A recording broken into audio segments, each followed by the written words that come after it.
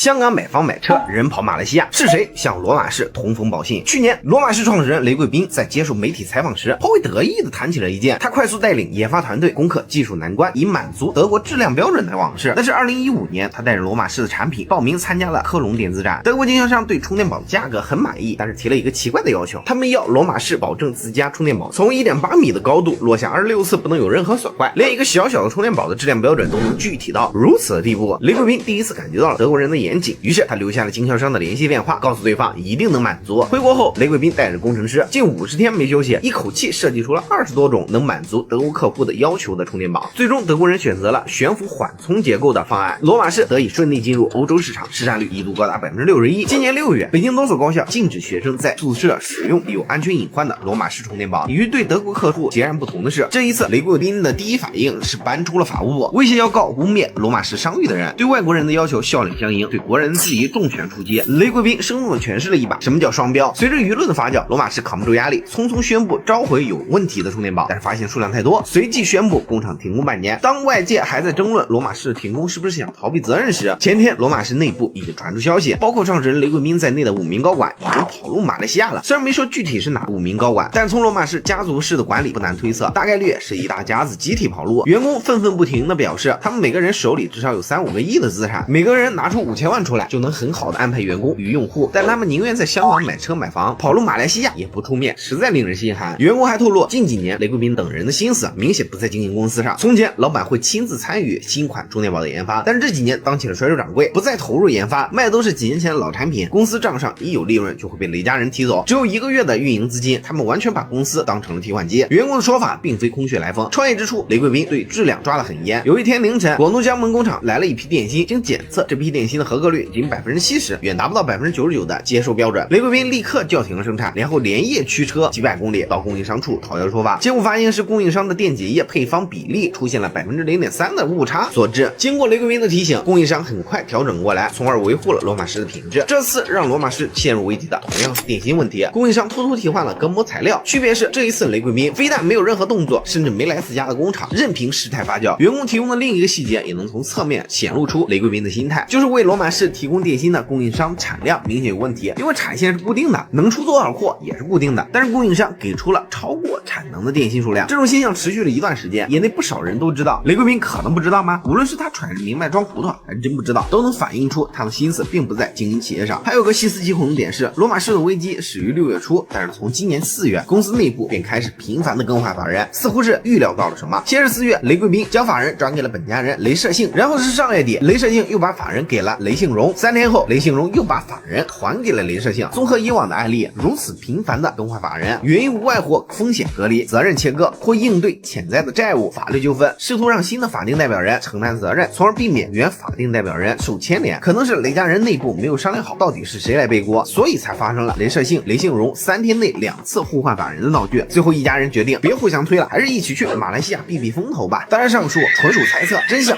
我們不得而知。雷貴賓的辦公室掛着一副他的座右銘，上書要麼第一個做，要麼做第一個。羅馬士是不是第一個我不知道，但他們可能是第一個集體跑路馬來西亞的企業家。這裡是率真財經，一個有溫度有深度的財經博主，歡迎大家關注主頁，有更多精彩視頻。我們下期節目再會。